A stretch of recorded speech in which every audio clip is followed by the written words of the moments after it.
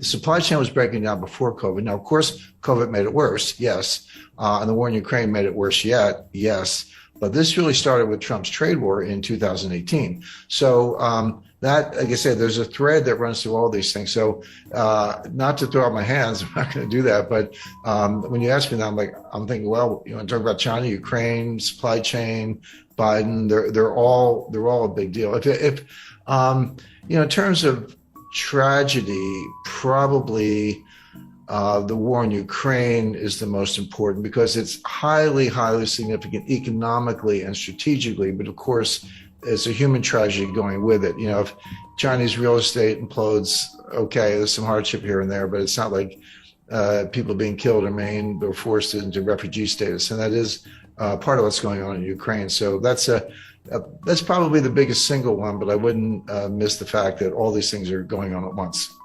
The number one question, because everyone's concerned about inflation, but there's a big backstory there. But I always say when it comes to your own money, everybody has a PhD in economics. You don't need Larry Summers to tell you what's going on with your budget and your ability to feed your family or keep a roof over your head. So people get inflation. It's one of the reasons it's so politically toxic is because it's unavoidable. You can't fudge it. You can't spin it. It's like, hey, if I used to fill up my Ford F-150 truck for $50 and now it's $125, A, you get it. It's right in your face. And B, that's $75 that you don't have to take your spouse out to dinner, buy a new jacket or whatever. So there's kind of demand destruction at the same time you're spending more money on the one thing you can't do without. So people get it. But then from there, the question I get the most is, hey, Jim, is this going to cause a recession? Are we going to have a recession? And as recently as a few months ago, I would say, yeah, I think so. You can see it coming late this year, early next year. Now I say, we're in a recession. I mean, it's not coming, we're in it.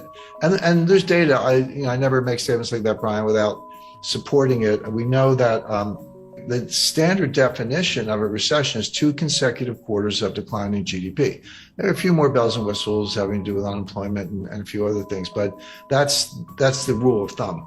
So based on that, based on the best available estimate for a second quarter, likely to be accurate, we're in a recession today. Now, it's not severe, but that's like saying I'm in bed with pneumonia, but I'm not dying. Well, okay, but we're in a recession right now.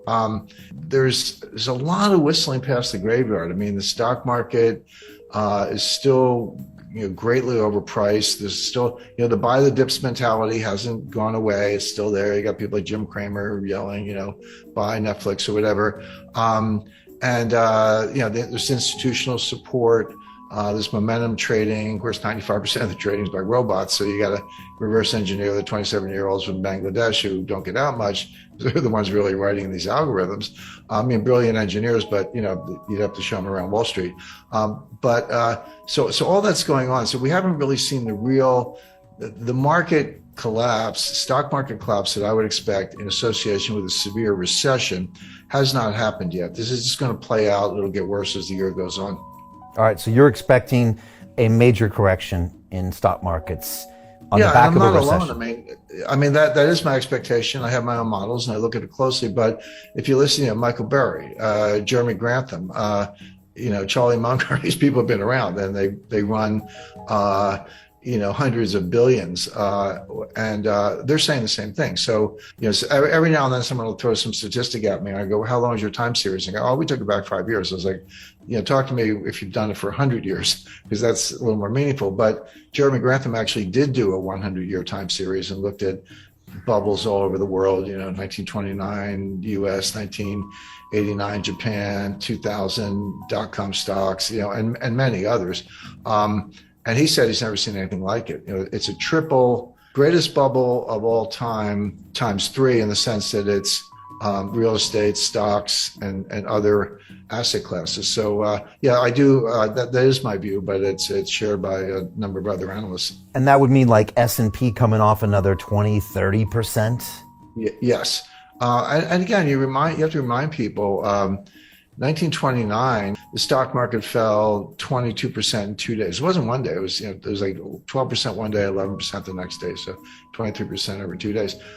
But that wasn't the crash. I mean, that was the beginning of the crash. This Dow Jones fell 82% from top to bottom. Now, it took 3 years. It bottomed in June 1932. Started in October 1929, so not quite 3 years. But that fell 82%. And that happens. So yeah, we're down, NASDAQ's down, bounced back a little bit in recent days, down close to 30%, down the S&P down over 20%. We're in bear market territory, but that's just the beginning. That's not what a full bear market, market adjustment looks like in the face of the kind of recession that I expect. Talk to me about inflation, because I was looking at some of the inflation numbers, and you have to go back to the 80s to see anything that's approaching double digit. I remember being just a kid hearing about double digit inflation. I could kind of remember the gas pumps, the lines at the gas. It's like a distant memory of me in the 70s. But how do you talk to younger people these days about what inflation is or it means? Because I don't think people really grasp what it actually means to your savings or to the economy in even a medium term. Well, that's exactly right, Brian. And if you, you're a little younger than I am, but I lived through it. I started my career in banking in 1976, and I remember my wife and I used to kid each other. She was in advertising, I was in banking, and the inflation was so bad, you'd get a raise every 4 or 5 months, and you didn't have to ask. They would just give it to you because they knew that you were going to quit if they didn't keep up. So she would get a raise, and she was making more than I was at the time. So we'd go out to dinner, and then I would get a raise, and I was making more than she was. So we would just tease each other about that. But that's how it was. And the psychology was, if you needed a TV set or refrigerator, new car, or whatever, you say, I better buy it now because the price is going to be higher. If I wait a month or 2 months, the price is going to run away from me. So it had huge behavioral effects. Of course, gold was, going to the moon. There was a lot going on at the time. But Brian, you're right when you say we're putting up inflation numbers today that are the highest in 40 years. That is correct. But I remind people, the inflation in 1981 was the end of a 10-year period of inflation. That was when Volcker finally got it under control. But you go back to 70, between 77 and 81, so that 5-year period, the dollar lost 50% of its purchasing power, not 15, 50. So the question is this the beginning of an inflationary surge where it's going to get even worse and it is going to last 5 years? Or is it different than that? But keep that in mind, because the situation we're in today is very different from the 1970s, and I'll explain why. But I'll explain why right now, because in the 70s, it was triggered from the supply side with first the Arab oil embargo in 1973 as a result of the 1973 Arab-Israeli war, and then the price tripled, but it went from $2 to $6. Okay. But percentage terms, that's a huge jump, but it was still $6. And then it got to 12. And then in 1979, you had a second oil embargo because of Iran and the Ayatollah and the revolution and the hostages and all that. And then it went from kind of 12 to 20. So oil went up by a factor of 10 in the course of the late 70s because there's two different embargoes. So that's coming from the supply side. But what happened was, the other source of inflation is on the demand side. So you have what's called cost push inflation. That's where supply is choked off, or there's an embargo, or there's a shortage, natural disaster, a lot of things. It's coming from the supply side, and demand is inelastic, so you just pay up or kind of do without.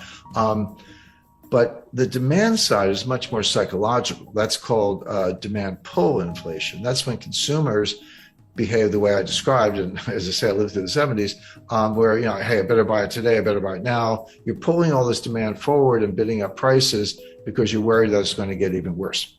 So as that applies to today, we are starting with the cost push inflation, mainly the price of energy, but the price of food is a big factor. And of course, they're related. It's like, here's the energy, here's the food. Where do you think the food comes from?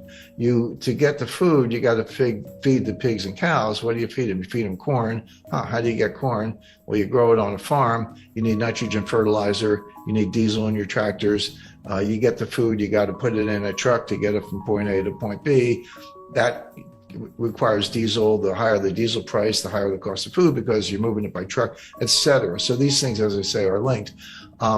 But food prices are going up substantially, and you can't. The two things you can't do without are gas in the car and food. So you have that that cost push inflation.